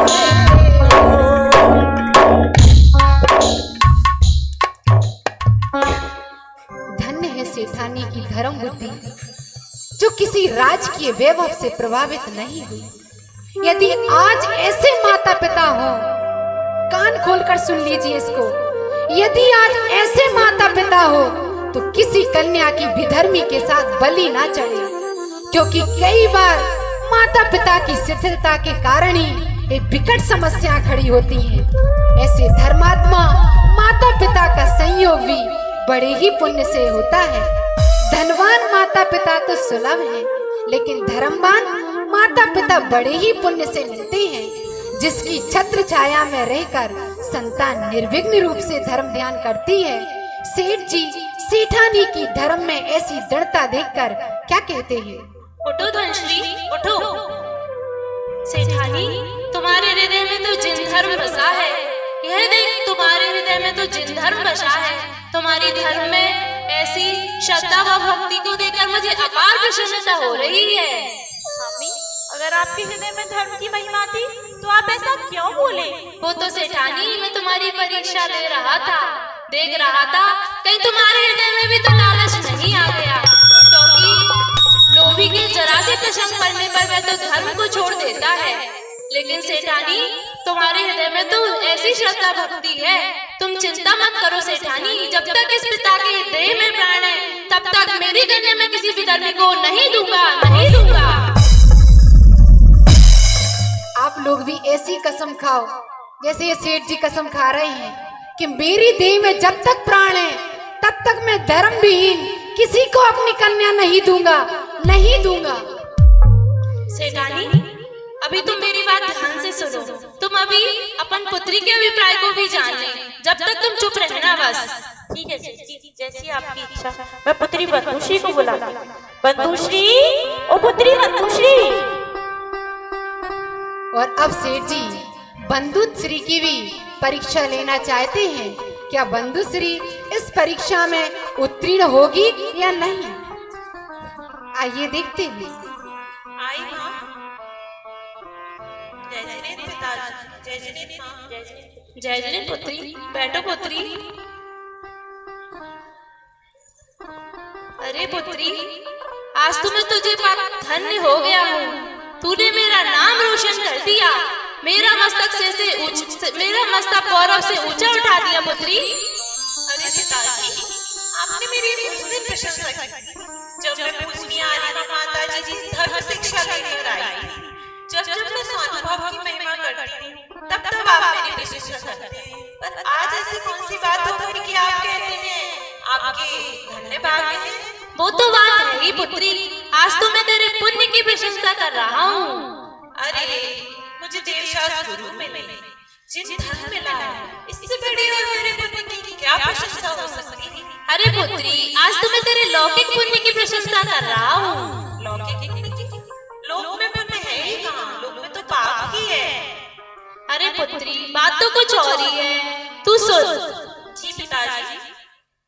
तू पुण्यशाली राज रानी, तेरा पुत्र करे राज सुखदाई, तेरे कारण ही मैं राज सृष्टि बनूं सुखदाई। महाराज विशंबर तुझसे विवाह चाहते हैं, इसलिए तेरे पुण्य की महिमा गाते हैं। तुझे पता है पुत्री, आज महाराज विशंबर युवा राजा, न्याय नीति निपुण, सुंदर है रूप जिनका, और उनका संदेश आया है। मंत्रीवर स्वयं आज अपने घर आए थे और मुझसे निवेदन कर रहे थे कि राजा ने संदेश भेजा है कि वे आपकी पुत्री से विवाह करना चाहते हैं। पुत्री, यह सोचकर तो मेरा हृदय गौरव से फूला नहीं समा रहा पुत्री। अब तो तू पटरानी बनेगी और मैं राजश्रेष्ठी। अब मैं तेरे भाग्य की क्या प्रशंसा करूं? बंधुश्री ने सुना तो मानो बिजली ही टूट पड़ी हो उसके ऊपर।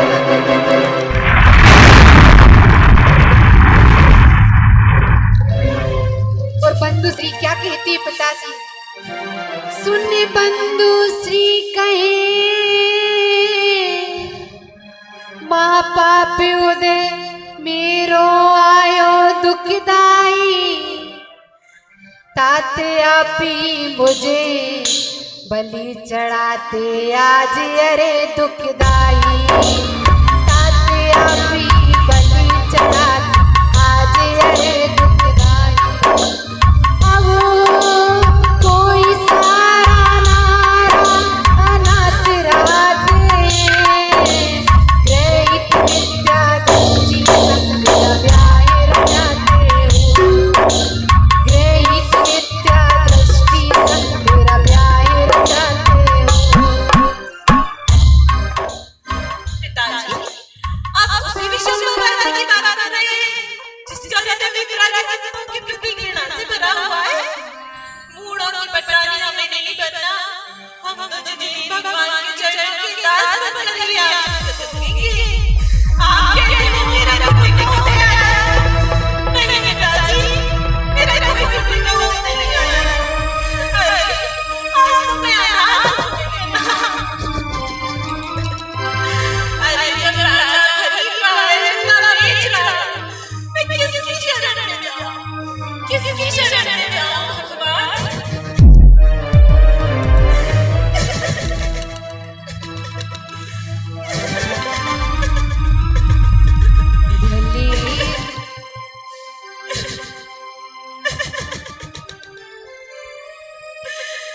पिताजी।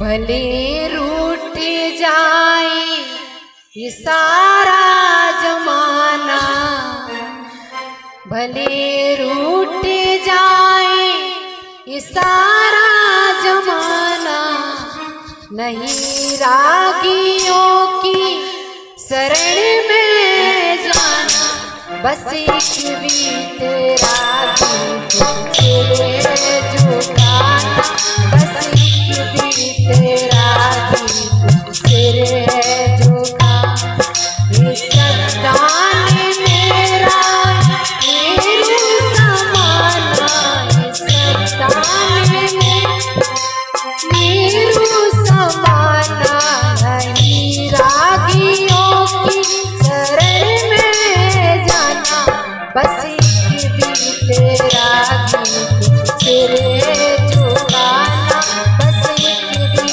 तेरा गीत तेरे जो गाना।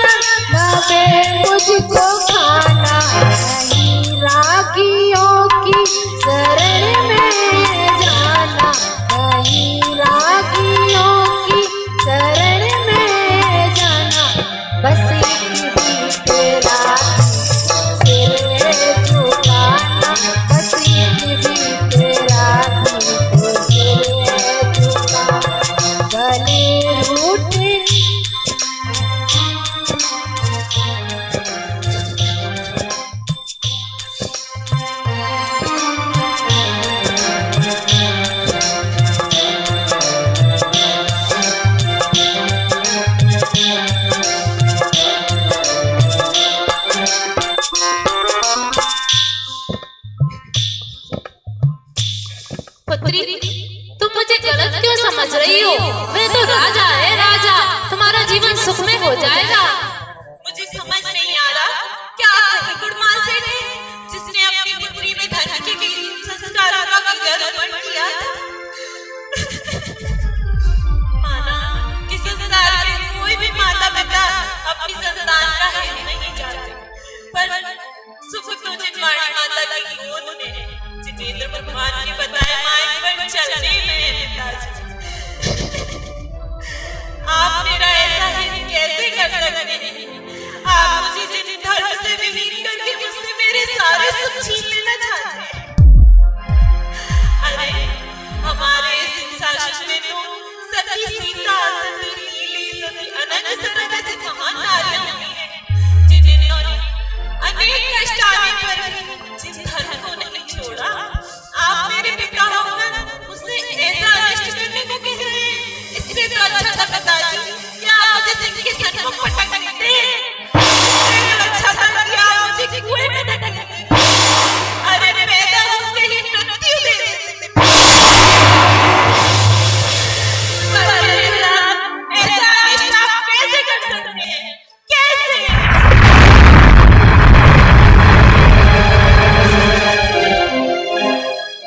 अरे पुत्री, तुम ऐसा करना, श्रद्धा जैन धर्म की रख लेना और राजा की अपार संपत्ति भी भोग लेना। अपार संपत्ति? अरे धर्म को घोड़ियों के मोल बेच लेना बुद्धिमानी नहीं,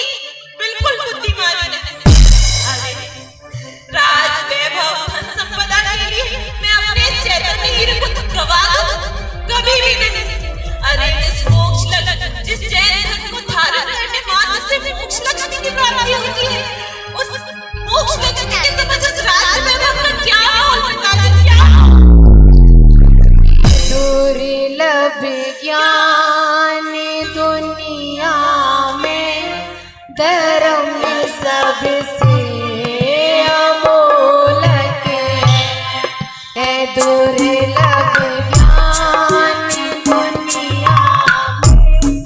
धर्म में सबसे अमोलक यही भगवान में वासा। धर्म में सबसे अमोलक यही।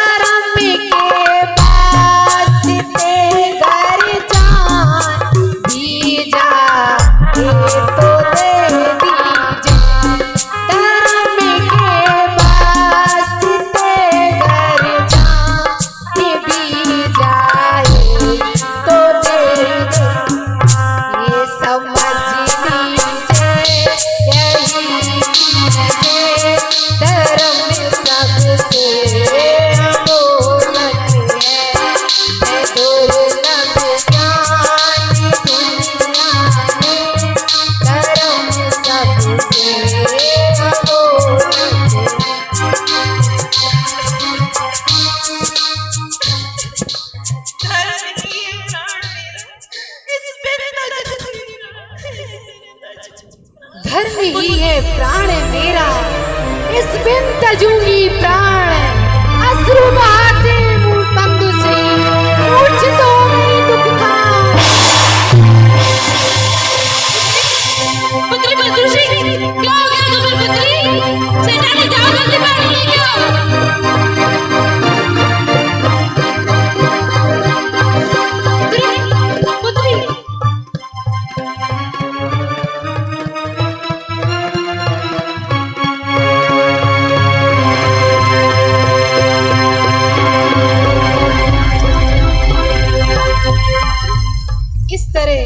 सेठ ने बंधु श्री की मूर्छा दूर की और इसने इसे पास में बिठाया।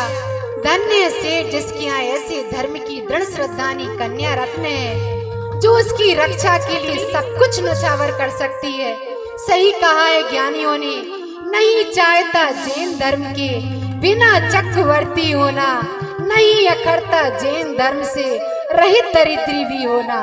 इस तरह कन्या की धर्म में गाढ़ श्रद्धा को देखकर सेठ जी बहुत प्रसन्न होते हैं और क्या कहते हैं बंधुश्री से। पुत्री, तुम मुझे गलत मत समझना। तुम्हारे हृदय में जिन धर्म के प्रति इतनी श्रद्धा भक्ति देखकर मुझे तो अपार ही प्रसन्नता हो रही है। आज मैं धन्य हो गया जो ऐसी धर्मात्मा कन्या को पाया मैंने।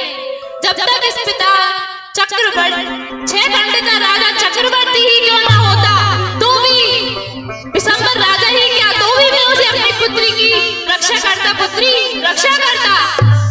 वो तो मैं तुम्हारी परीक्षा ले रहा था पुत्री।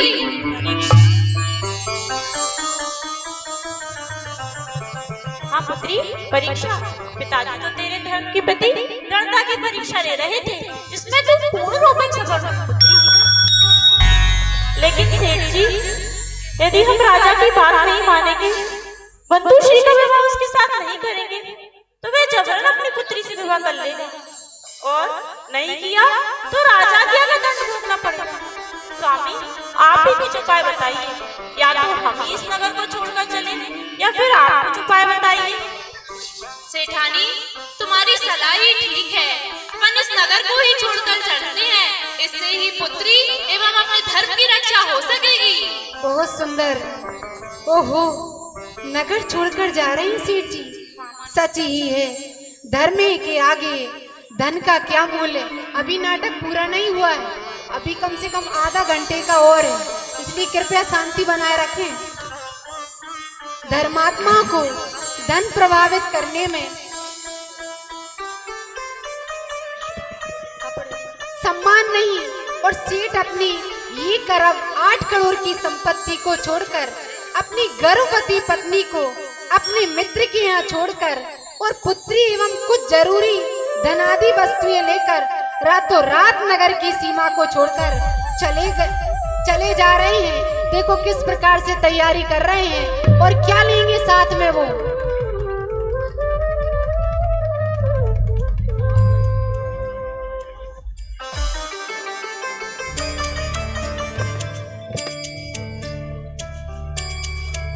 जिन धर्म से है प्रेम तो बस भावना ये भाई,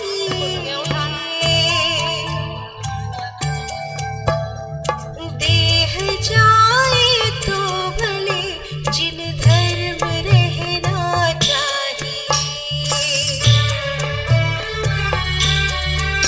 जिन मार्ग की हो प्रभावना, जिन ध्वजा यूं लहराई,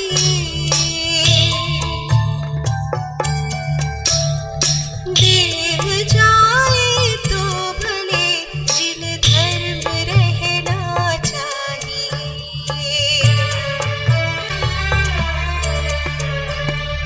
जिन आज्ञा के भंग होने का हृदय में भय सदा, जिन आज्ञा के भंग होने का हृदय में भय सदा, ऐसे मुमुक्षु नहीं करते मार्ग उल्लंघन कदा, आत्महित का लक्ष्य ले शिव पंथ में बढ़ जाइए, देह जाए तो भले जिन धर्म रहना सेठ अपनी अरबों की संपत्ति ऐसे ही छोड़कर और जिनवाणी लेकर पुत्री के साथ नगर छोड़कर रातों रात चल देते हैं। इस तरह बंधु श्री की दृढ़ता को देखकर हमारी इन छोटी छोटी सी कन्याओं के मन में इस महान सतियों के प्रति एवं महान जैन धर्म के प्रति कैसे कैसे भाव उठ रहे हैं, कविता के माध्यम से हम सभी सुनेंगे। बहुत सुंदर। इस प्रस्तुति पर हमें कुछ राशि प्राप्त हुई है। 100 रुपए की राशि अभिषेक जैन शिवपुरी, 200 रुपए की राशि श्री मुकेश कुमार जी अर्पित कुमार जी जैन पचौली वाले, 500 रुपए की राशि विवेक जी जैन रन्नौर, 200 रुपए की राशि मोनू जी खतौरा, 500 रुपए की राशि 500 रुपए की राशि अशोक कुमार जी राकेश कुमार जी अकाजरी वाले, 200 रुपए की राशि शिखर चंद जी जैन साहब दीपक कुमार जी जैन, 200 रुपए की राशि प्रवेश कुमार निमेश कुमार जैन साखनौर वाले, और 200 रुपए की राशि अमन जैन अवनीत जैन खनिया धाना, 200 रुपए की राशि सुशील कुमार जी विपिन कुमार जी जैन पंचायती, 500 रुपए की राशि आनंद कुमार जी जैन चौधरी शिवपुरी आपकी ओर से हमें प्राप्त हुई है, और 500 रुपए की राशि रमेश चंद जी राजेश कुमार जी पंकज जी अनुपम जी जैन साखनौर वाले आपकी ओर से प्राप्त हुई है। बहुत बहुत धन्यवाद। सूर्य कुमार जी की ओर से भी, सूर्य कुमार जी अरिहंत जी जैन की ओर से भी 200 रुपए की राशि प्राप्त हुई है, और सुकुमार जी जैन साहब चिलाद वाले आपकी ओर से भी, चनैनी वाले आपकी ओर से भी 200 रुपए की राशि प्राप्त हुई है। बहुत बहुत धन्यवाद। ये कथा है संस्कारों की परीक्षा की। ये कथा है जैनत्व के गौरव को बनाए रखने की।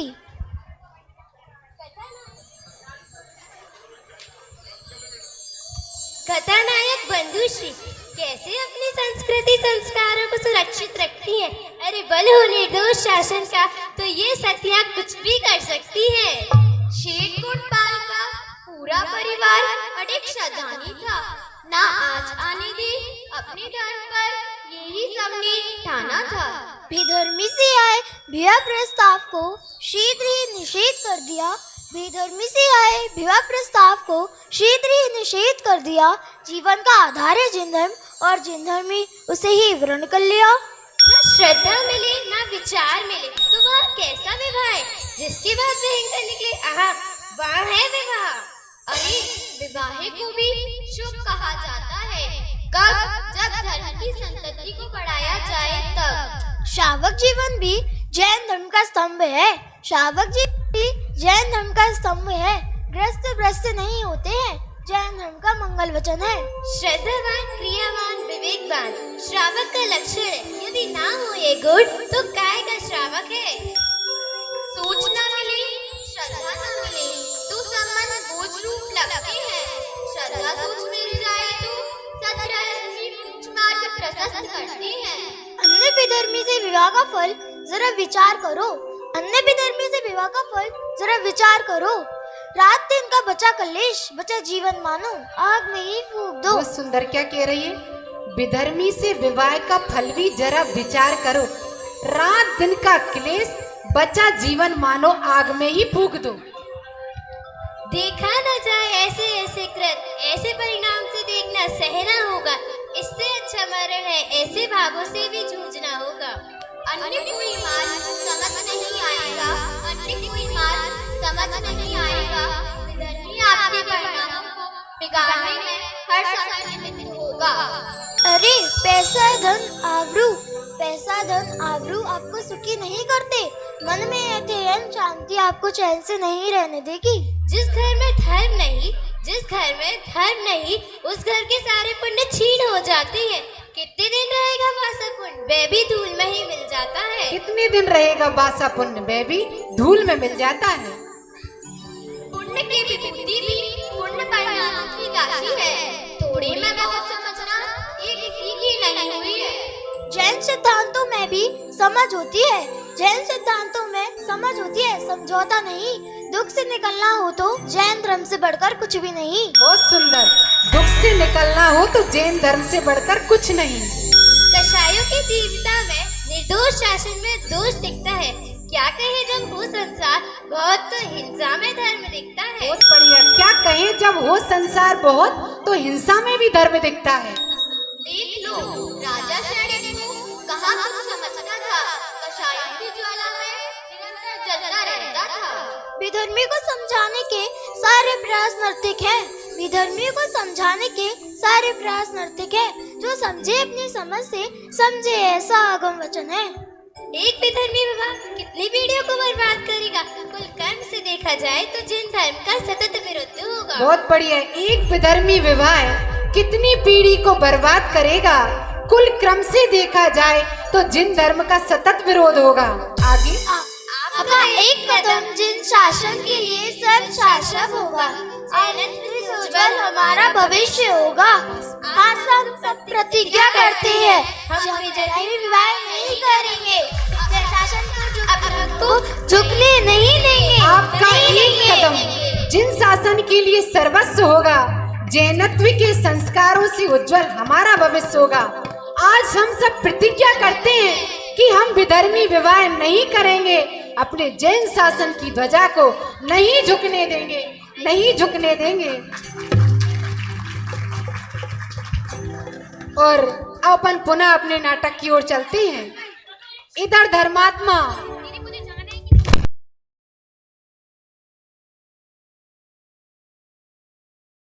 धर्मात्मा सेठ के नगर छोड़कर जाने से पूरे राज्य में खलबली मच गई।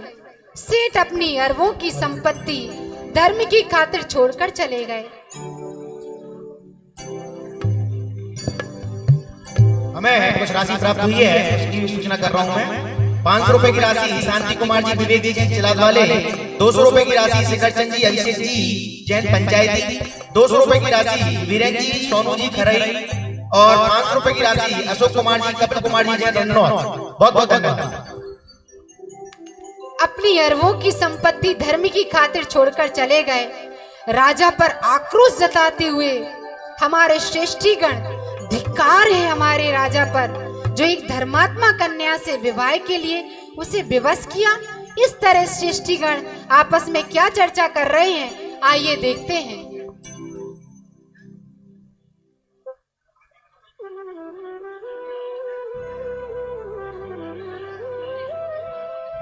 अरे भैया, आपको पता है अपने गुड़पाल सेठ है ना, राज्य को छोड़ के अपने परिवार के साथ यहाँ से चले गए। थोड़ा रास्ता दे दें, पीछे से बच्चे आ रहे हैं। रास्ता दे दो, थोड़ा सा रास्ता दे दें।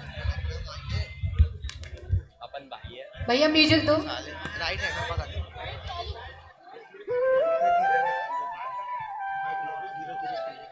अरे भैया, आपको पता है अपने गुड़पाल सेठ है ना, अपने परिवार को लेके राज्य छोड़ के चले गए। अरे कब, क्यों, कहाँ? चल रहा है? अरे ऐसा हुआ, पहले मुझे भी नहीं पता था। मुझे ना तो वह रक्षाल में दिखे, ना पूजन में दिखे और ना ही स्वाध्याय में दिखे। मैंने सोचा किसी कारणवश बाहर चले गए होंगे। फिर 2 दिन हुए, फिर मैंने सोचा कि अरे भैया गुड़पाल गए कहाँ। फिर मैंने पता लगाया तो पता चला कि भैया गुड़पाल अपने राज्य को छोड़कर यहाँ से चले गए। अरे ये तो बताओ क्यों चले गए? ऐसा सुना है कि अपने राजा साहब है ना, उनकी बिटिया बंदूशी से विवाह करना चाहते थे। और अब बंदूशी बिटिया को कौन नहीं जानता, वो कितनी सुशील, सुंदर और धर्मात्मा कन्या है। और अपना राजा ठहरा विधर्मी, इसलिए अगर वह राजा की बात का उल्लंघन करते तो राजा जबरन करता। इसलिए वह अपनी अरबों की संपत्ति छोड़कर यहाँ से चले गए। अरे धन्य है भाई गुड़पाल, अपनी अरबों की संपत्ति धर्म की रक्त में न्यौछावर कर दी। और बिटिया बंधुश्री को तो देखो, पटरानी पद का भी सुख छोड़ दिया अपनी श्रद्धा को बचाने के लिए। ये है श्रद्धा की कसौटी।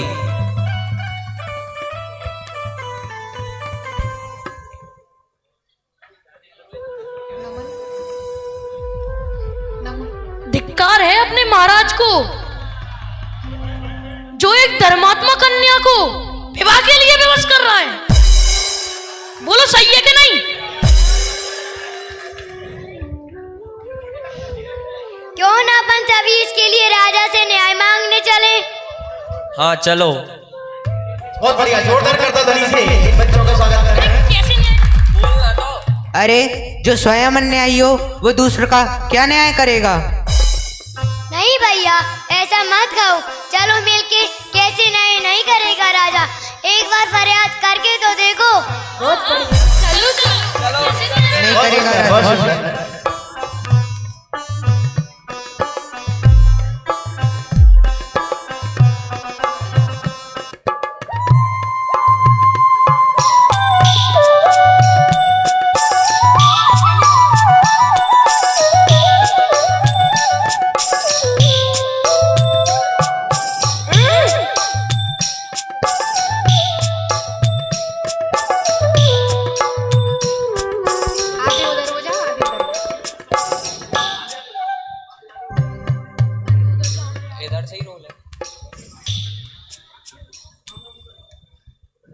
हमें महाराज से मिलना है।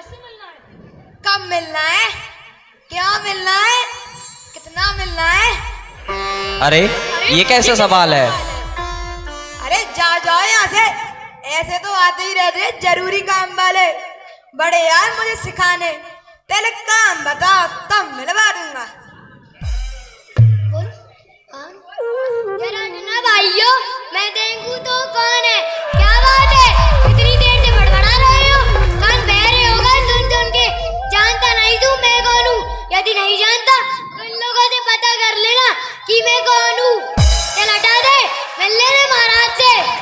बढ़िया, बहुत सुंदर।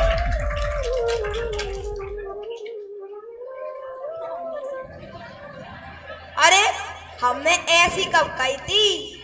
ये तो आराम से कह रहे थे, हमें तो तुम्हारी भाषा समझ में आते जोर से। लगता है दिमाग से ढीला है। महाराज की जय हो, महाराज की जय हो, महाराज की जय हो। प्रणाम महाराज। आइए प्रजाजन, क्या समस्या लेकर उपस्थित हुए? महाराज, हमारा राज तो हंसता था, फलता फूलता था, तो फिर क्या? आगे बोलिए। महाराज, आपके राज में अनहोनी हुई है। सामने आके बोलो। महाराज, आपके राज में अनहोनी हुई है। अनहोनी आपको पता भी नहीं है। यदि नहीं पता तो पता करना चाहिए कि राज में क्या हो रहा है। बहुत बढ़िया, बहुत सुंदर। बोलो भाई, क्या बात है? महाराज, आपके राज्य में सुखपूर्वक निवास करने वाला परिवार पलायन कर गया है। ये तो अनर्थ हुआ महाराज, अनर्थ हुआ। महाराज, हमें आप पर पूरा विश्वास है, परंतु कुछ लोगों का कहना है कि आपके भय के कारण सेठ गुणपाल अपनी अरबों की संपत्ति को छोड़कर राज्य से बाहर चला गया है और अपने परिवार को साथ लेकर शहर की रातों रात सीमा लांघ गया है। ये तो अनर्थ हुआ महाराज, अनर्थ हुआ। महाराज, वह परिवार तो एक सज्जन परिवार था। वह परिवार निश्चलता और संस्कारों का परिचायक था। जैन धर्म पर उन्हें अटूट श्रद्धान था। उनका परिवार सारी संपत्ति को धूल समान छोड़कर धर्म को साथ लेकर चल दिया। बहुत सुंदर। महाराज, बंधुश्री के संग यह अन्याय, यह ठीक नहीं हुआ। आपके राज्य में तो प्रजा सुखी होनी चाहिए।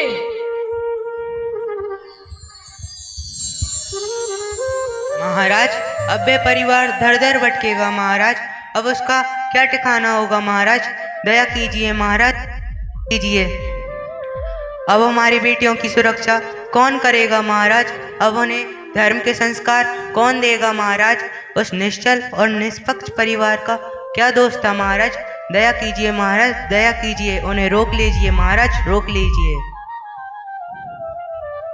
प्रजाजनों की इस तरह की अनुनय विनय से और जैसे ही सुना कि बंधुश्री को लेकर उनके पिता अपनी सारी संपत्ति को तुच्छ जानकर रातों रात देश छोड़कर चले गए, तो राजा का मन पिघल जाता है, पिघल जाता है और क्या कहता है?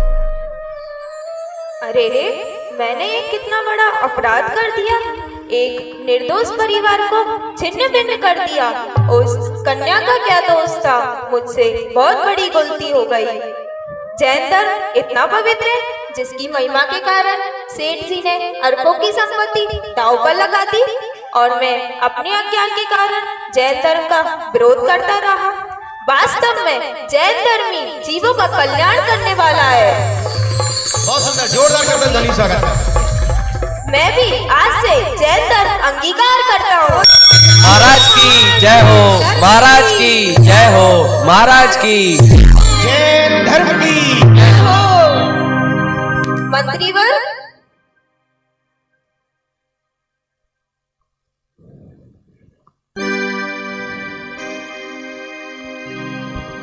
जी महाराज। मंत्रीवर, सेठ जी को पुनः ससम्मान नगर में वापस बुलाया जाए। उन्हें इस बात से अवगत कराया जाए कि वे यहाँ निसंगता पूर्वक निर्भय होकर जैन धर्म की आराधना करें एवं हमारे राज्य की शोभा एवं गरिमा को आगे बढ़ाएं, क्योंकि ऐसे धर्मात्माओं से राज्य शोभा को पाता है और उनके हर योग सुविधा उपलब्ध कराई जाए। बहुत सुंदर। जो आज्ञा महाराज। इस तरह एक धर्मात्मा परिवार से शिक्षा लेकर आज राजा सहित सारा राज्य जैन धर्म का न्याय हुआ। जैन पर धर्म पर विश्वास रखने वाली बंधुश्री के परिवार ने घर छोड़ना तो सुखद समझा, परंतु जैन धर्म से दूर होना उन्हें एक पल भी न भाया। उनके श्रद्धान की अडिगता जयवंत वर्ते। इस तरह धर्म श्रद्धा की कसौटी कथा तो यहाँ पूर्ण हुई। अब विभूति बहन से पूछते हैं जो इस नाटक को देखने यहाँ पधारी हैं, उन्हें कैसा लगा, उन्हें इसे देखने से क्या शिक्षा मिली, आइए उन्हीं के मुंह से सुनते हैं। क्या उनका जीवन परिवर्तित हुआ है या नहीं? हेलो, जय जिनेंद्र सभी को। मैं कुछ कहना चाहती हूँ। यह कहानी तो पूर्ण हुई, किंतु हमारी कहानी तो जब तक शुरू नहीं होगी तब तक हम जिन शासन का महत्व अपने विचारों में नहीं उतार लेते। इस कहानी से मुझे जैन धर्म की महिमा समझ में आई है। जैन धर्म कितना महान है। जो भी जैन धर्म को छोड़कर अन्य धर्म में विवाह करता है वह ग्रहित मिथ्यात्व का पोषण करके भव में रुलता है तथा महाकष्ट पाता है। पूर्व में भी कितने महान पुरुष तथा सतियां हुई हैं जिन्होंने जैन धर्म के लिए अपना सब कुछ न्यौछावर कर दिया। पटरानी का पद मिलने पर भी बंधुश्री को जैन धर्म छोड़ना इष्ट नहीं लगा, और तो और पटरानी पद के साथ साथ वे अपनी सारी संपत्ति और नगर तक छोड़ने तैयार हो गई थी। और एक मैं हूँ जो एक भव के भौतिक सुख और लौकिक विभूति के लिए जैन धर्म जैसे महान रत्न को छोड़ने तैयार हो गई। जैन धर्म छोड़ने का विचार भी मेरे मन में कैसे आया? मेरे अपराध के लिए मैं देवशास्त्र गुरु धर्म से क्षमा मांगकर उनकी आराधना करूंगी। पिताजी मुझे क्षमा करो। पंडित जी मुझे क्षमा करो। मैं प्रतिज्ञा करती हूँ कि आपकी और जैन शासन की आज्ञा से ही विवाह करूंगी। जय जिनेंद्र। बहुत सुंदर। यदि आप सबको ये नाटक यदि अच्छा लगा हो तो आप सभी भी ये प्रतिज्ञा करें कि हम अपनी कन्याओं को जैन कुल में ही विवाहित करेंगे, जैन कुल में ही विवाहित करेंगे। बहुत सुंदर प्रस्तुति इन बच्चों ने हमारे बीच में दी है। हमारे पास में 2 मिनट रुक जाइए, 2 मिनट रुक जाइए। एक दिन का पुरस्कार हमारे बच्चों ने एक निमित्त उपादान नाटक किया था, बहुत सुंदर नाटक। उसकी जो इनाम है, गिफ्ट हमारे बीच में आ चुकी है। हम उनके नाम बोलेंगे, कृपया वो अवश्य लेकर के जाएं। और इस नाटक के लिए अभी 200 रुपए गुप्तदान प्राप्त हुए हैं। 200 रुपए अनिल कुमार जी, सुमित जी ठेकेदार, और 200 रुपए राजेंद्र जी, राहुल जी, शास्त्री बदरवास आपकी ओर से प्राप्त हुए हैं। बहुत बहुत धन्यवाद। हाँ जी, हाँ, बस 5 मिनट का और है। इतना टाइम आपने दिया है, सिर्फ 5 मिनट और रुक जाइए। इतने सुंदर सुंदर ये प्रस्तुतियां हमारे बच्चे यहाँ पर दे रहे हैं। कृपया उनको उत्साह वर्धन करने के लिए आप अवश्य रुकें। सिर्फ 5 मिनट में हम यहाँ पर उन सभी बच्चों को यहाँ मंच से गिफ्ट प्रोवाइड कर रहे हैं।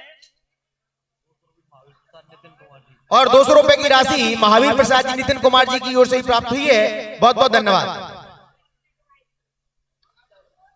हाँ।